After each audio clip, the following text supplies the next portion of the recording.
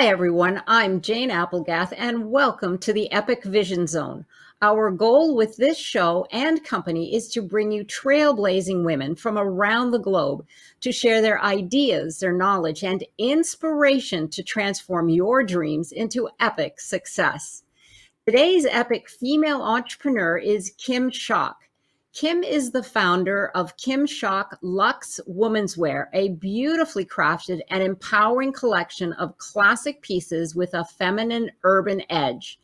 With an eye for detail and a mind for creativity, Kim says she's an amalgamation of her father, who was a biologist, and her mother, who is an artist.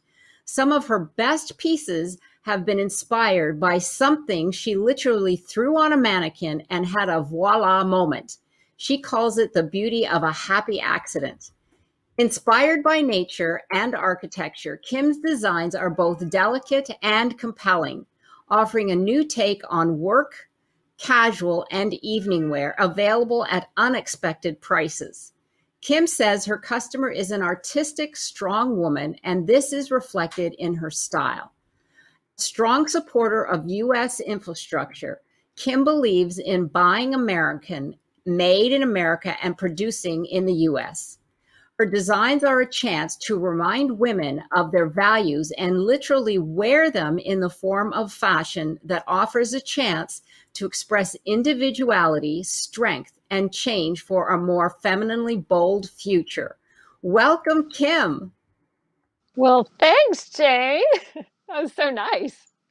You're very welcome. I am so pleased to have you here and reconnect. I've known Kim for a number of years off and on, and I am personally a huge fan of Kim's work. I, in fact, have one of her beautiful tops on. Yes, you do. Yes, I do. And I was so pleased when she agreed to be on here because this is about creative entrepreneurs as well as those who are in coaching and business and product. So I am so excited to get started becoming a creative entrepreneur. When did you first realize you wanted to pursue a career as a creative entrepreneur in the design industry? Well, actually, it evolved. So what happened was I had a store, and we would buy for the store, and we needed like certain essentials that we just couldn't find. So I started making them, and from then I uh, started kind of listening to my customer and I guess in essence, marketing. So the store you were in, was that fashion? Oh yeah, it was my store. It was just this little boutique in DC, and we were cutting edge. We were the first to carry lines in the mid to late 90s, like Rebecca Dannenberg and Trina Turk. We were the first people in DC to carry Trina Turk. And yeah, that's kind of where my story started, really. But I had been sewing before that anyway. So of course I you know, I brought that to the table when I needed a wool jersey t-shirt. I just, you know, set up a Little little whip sewing it up. area in the back of the store. Yeah, and whipped it up. Yeah. Wow. Well, then your inspiration were other designers, which often happens. You know, we'll see Oh yeah. something that we like and we get inspired. And that's how I work as well. I get inspired. My inspiration is words, but definitely I could see that happening. And then you started in the fashion industry. So how did you get your first start other than, you know, were in the retail end of it, but delving into and considering this is maybe what I really want to do. Where did you get that start and how did that unfold? Okay, so we closed the store, and then I had three kids. And when the littlest guy, who was a happy accident, was about 4 years old, I started getting the inkling again.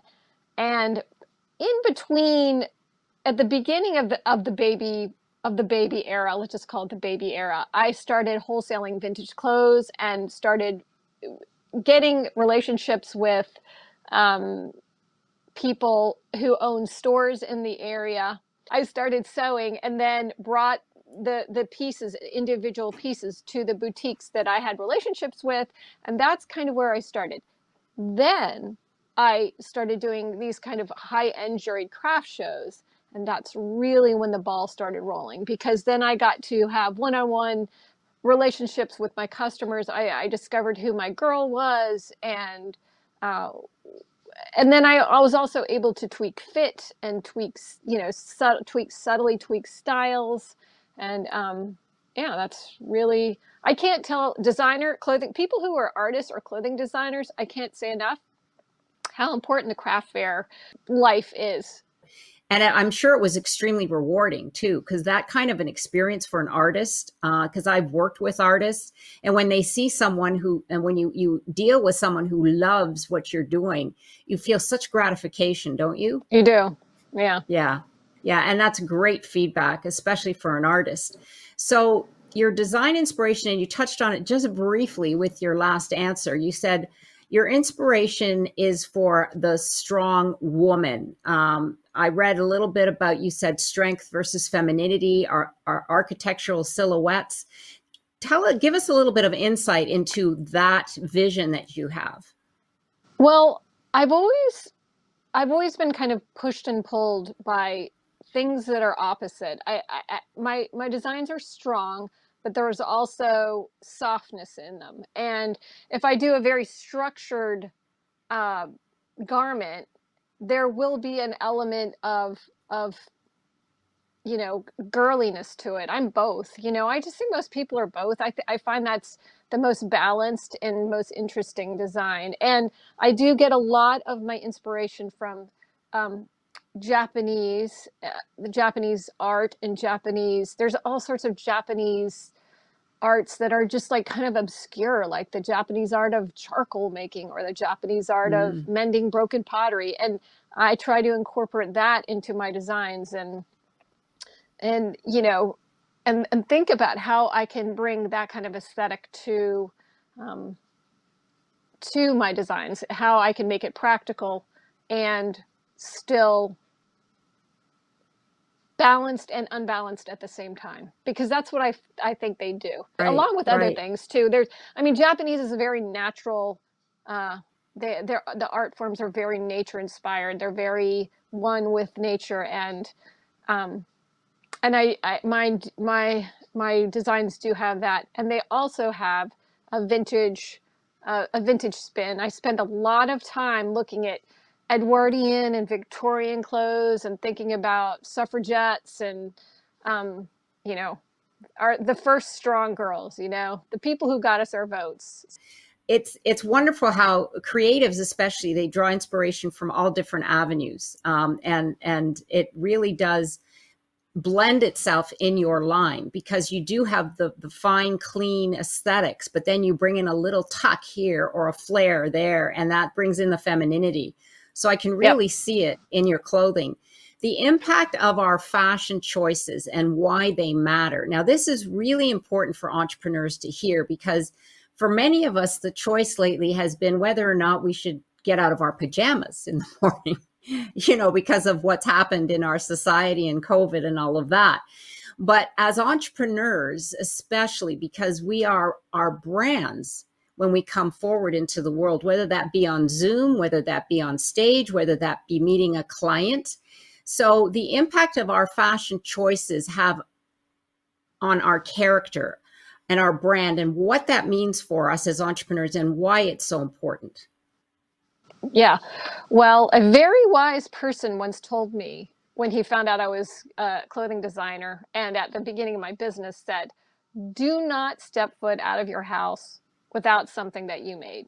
So, I go to the gym wearing my clothes, and yeah, it's not the the zippered structured Leanna maxi dress, but it'll be, a cropped Wilhelmina jacket that kind of has a sweatshirt sensibility, but it's a really, really cute sweatshirt. And I have to say, I'm all in for feeling comfortable, but you can do both at the same time. You can look fabulous and look comfortable. And also remember, this is your time. Stepping out anywhere is your time to tell people who you are, and why not do it without even speaking? Clothes are such a gift, really. It's the beginning of anybody. It's the first thing people see. And you're saying what you want to say. Yes, it's your first impression, but you're absolutely right. Your clothes do the speaking for you when you make that Yep. impression. And it does make a difference. And I love that piece of advice that they said, that don't step out without a piece of your own clothing on. Yep. So there you go, because, you're a designer, and it would behoove you if, you had something and someone said, I love that. Where did you get it? And you say, well, as a matter Right. of fact, Just it's whip out your card and exactly. But yes, I love that, because first impressions are everything. And they also say a lot about who you are, and your character. So the best advice for mompreneurs. Now, you said that you went into the baby phase and you had some children, and you still have your kids around, and you're a mom, you're a wife, you've got your own business, you're an entrepreneur. So what's the best advice that you can give to a mompreneur? well, it's advice I can't really I can't really I try to follow, but I don't but I fail a lot.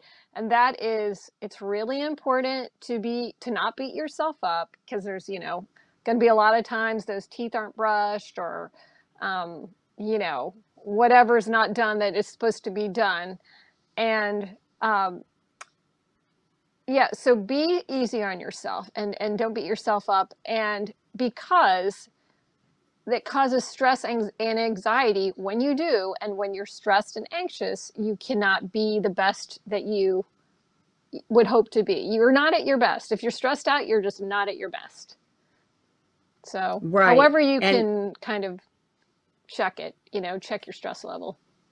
right. And be aware that we actually stress ourselves out. We do it to ourselves. Individuals who are thinking of entering the creative space as an entrepreneur, it is different than others. And is there any particular advice that you would give a person who might be listening and saying, they're an artist, or they're a designer, or, they're even a chef, because chefs are very creative? What advice you might give them that you have gone through? Oh, I've got a good one. And I've got one that separates the people who can kind of flatline and not grow, to the people who like can skyrocket. Right. And it's flexibility, because artists, even though they're creative in a la la land and like whimsical or whatever, are often so rigid about their product or their art Mm. or whatever it is they're making, that they can't see they can't see the importance of pivoting at a specific point, whether it's with the business, kitty kitty, or it's um, with their art. Sorry. Here we are live, and we have my kitty cat who really wants to be part of the interview, and I have no idea why. She never That's has okay. before. She must She be likes feeling your me. creative energy. Yes, I keep like, oh my God, here she comes again. Oh, well. Anyway, it's fun. It breaks it up. But okay, so flexibility. Yeah, and The here we most are being important thing. flexible. Yep, Yes, it's absolutely. the most important thing. That is so key, because you're right. That actually is great advice for anybody. I mean, Hmm. creatives. I know that you said that they tend to be more all over the place, but there's also the fact that those who have a more linear mindset, they are so rigid in their thinking that sometimes they grind themselves to a halt, because Absolutely. everything has to be perfect, and if it's not, they just can't move forward. And perfection is subjective. I mean, Yeah. my perfect is not your perfect, and so on and so forth. So there is no such thing as perfect, quite frankly. It's all a matter of perspective. It's totally perspective. And a girl came to me the other day, an artist, and she's like, I can't get into these shows, these juried shows that I was telling you Hmm. about. And I'm like, well, I can tell you exactly what you need to do.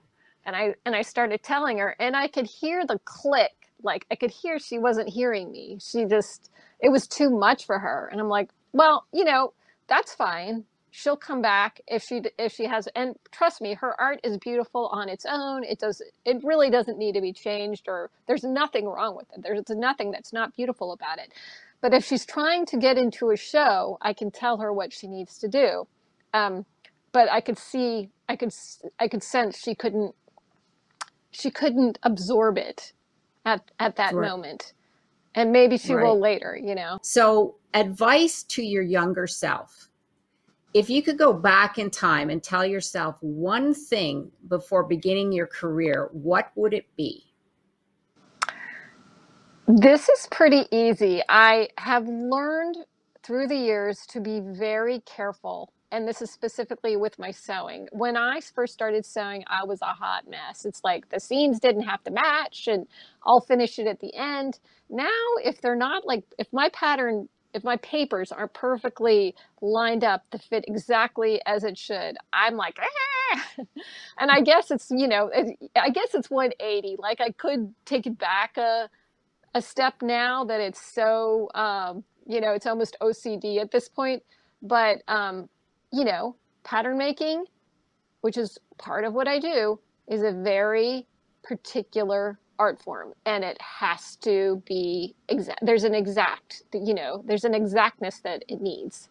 And so for anybody who is going into clothing design, do your math homework. Stay in school, kids.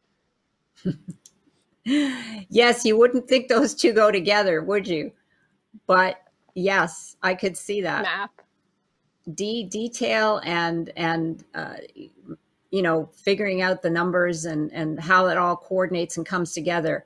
And that's interesting because your father was a biologist. So I see that part coming from your father's side, all of the details and the research and Yep. digging into what works and what doesn't work and how we can make this better. Yeah, I understand that. So yes, if you're going to be in the fashion industry, get to your math homework. Because as Kim said earlier, you used to stress over armholes. And I thought that was hysterical. You said, oh my gosh, I'm just so done with these armholes. I used to stress over them and figure out why aren't they working? And now you're much better. Yeah, and I'm like, oh yeah. Yeah, right. I just thought that was hysterical because I just can't envision myself stressing over armholes, but that's another day, another story. So social media and the fashion industry. What role do you think social media plays today in the fashion industry? I love Instagram. I think it is the biggest gift that could possibly be given to any visual artist or anybody offering any kind of service. I mean, what other place like lets you just put your stuff together down on a silver platter and present it like with the best of them? Instagram is amazing. Instagram is my favorite. Of course, it's my favorite social media. And, I spend a lot of time on my Instagram. I make movies. I make my own movies. I edit everything myself. It's ridiculous. It's like I've learned how to do video. I mean, I need to just stop. It's becoming another creative career. It really is. It's a huge creative outlet for me. When I get tired of doing sewing, I'll just go and, paint a photograph somehow. And if you check out my Instagram, you'll see. And I know you have, Jane. Yeah.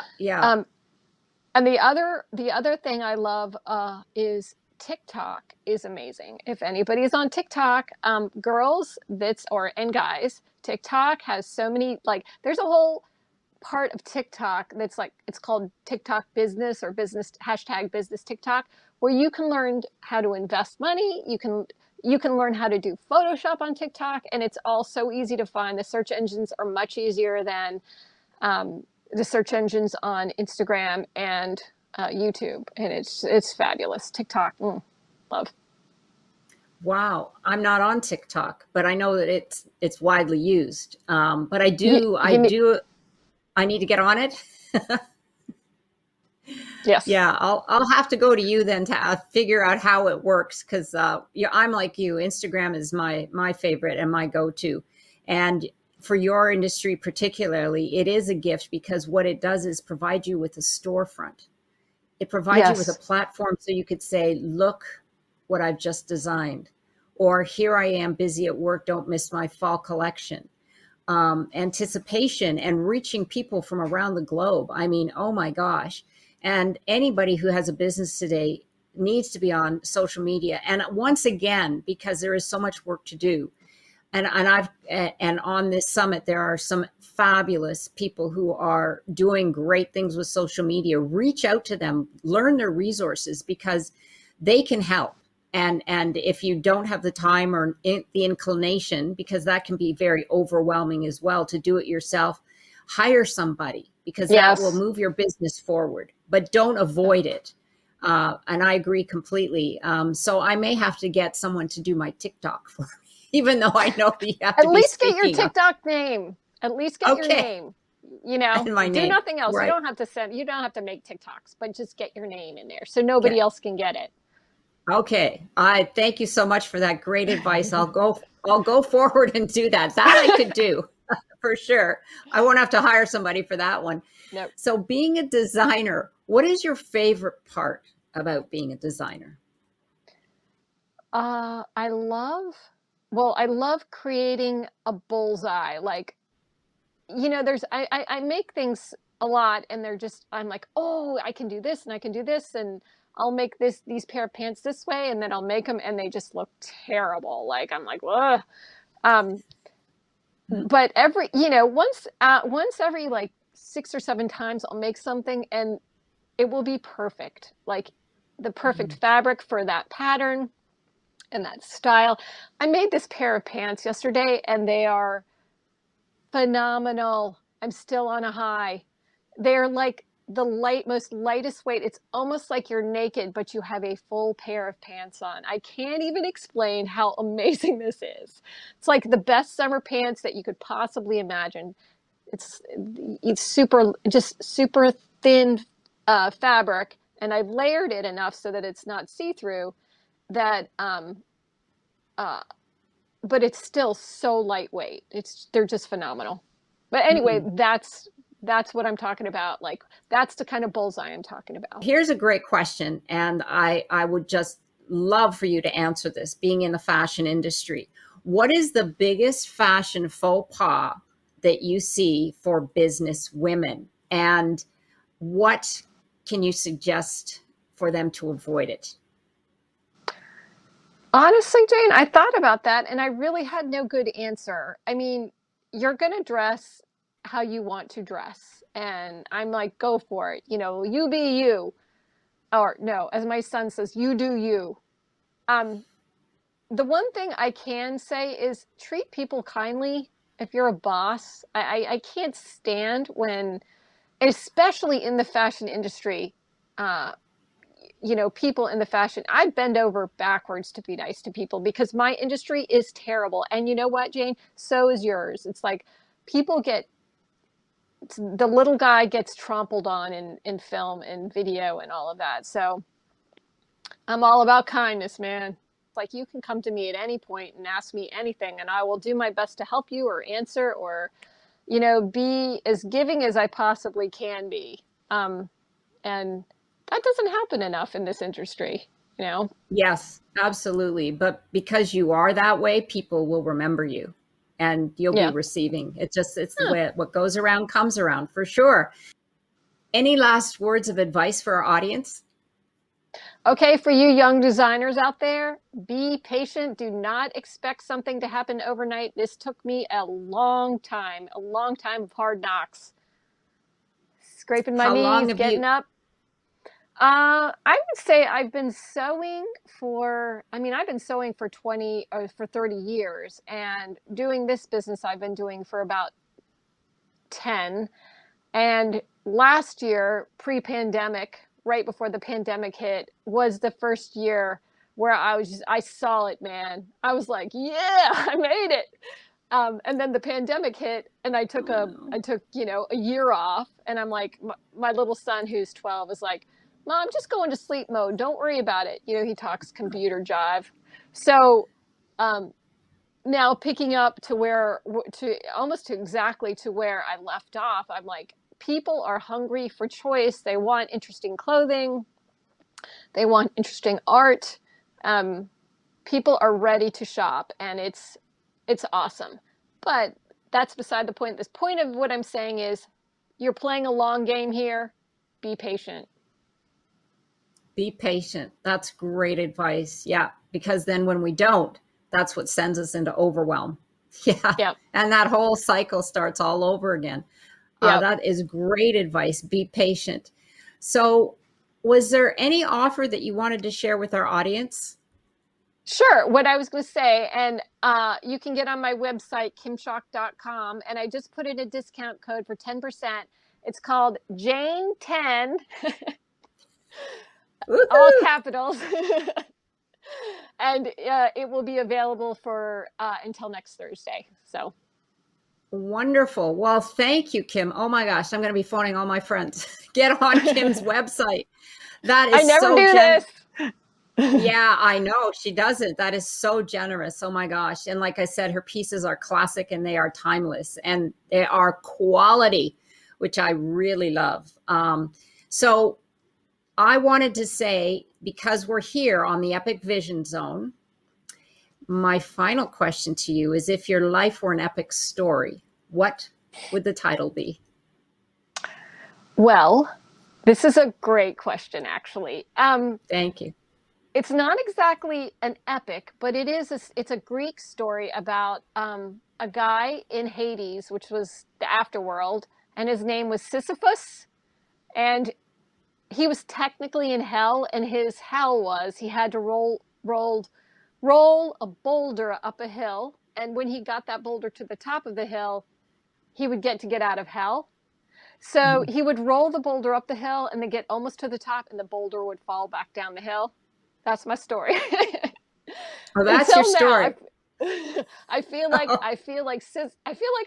got that boulder to the top of the hill. So maybe your title will be The Boulder Over the Hill. Yeah, Sisyphus, yeah. You think of this. You're the word person, so Yeah, right. so. But I love the story, the metaphor. I get it. And that goes right back to your advice. Be patient, but don't Yeah, give up. But don't don't give give up. up. Yeah, that's the key. Well, Kim, I want to thank you so much for being with us here today and sharing your knowledge and your inspiration with entrepreneurs at every level. And be sure to check out Kim's bio in the Summit directory, where you will find that incredible offer and all the information to connect with Kim and her social media platforms, TikTok, Instagram, her website. And thank you again. And be sure to follow me on Instagram at Jane Applegath, and check out how you can become an epic entrepreneur at janeapplegath.com. This is the Epic Vision Zone, transforming your dreams into epic success. Congratulations for signing up for the Female Entrepreneur Revolution. We're bringing you some of the most exciting female entrepreneurs from around the globe to share with you their knowledge, their ideas, their inspiration, and more importantly, their resources to elevate you to prosperity and freedom.